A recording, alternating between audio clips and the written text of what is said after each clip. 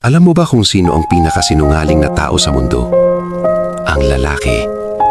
Hindi dahil masama sila, kundi dahil hindi nila kayang aminin kapag nahihirapan na sila. Sanay silang ngumiti kahit pagod na ang loob.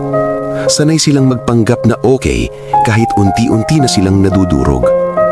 Kapag kinamusta mo sila, iisa lang ang sagot. Okay lang. Pero sa likod ng salitang yun, may mga gabing tahimik silang umiiyak.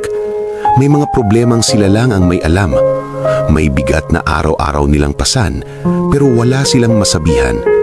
Dahil tinuruan silang maging lalaki, matigas, walang luha, walang kahinaan. Para bang bawal silang mapagod, bawal silang masaktan, bawal silang umiyak. Dahil kapag lalaki ka, dapat palagi kang malakas.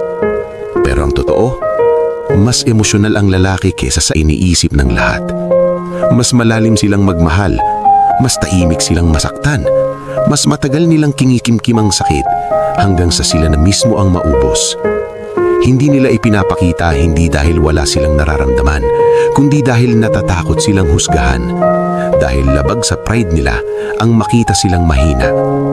Kaya sa susunod na marinig mong sinabi ng isang lalaki na, okay lang ako, sana maintindihan mo, minsan, iyon ang pinakamasakit na kasinungalingan na kaya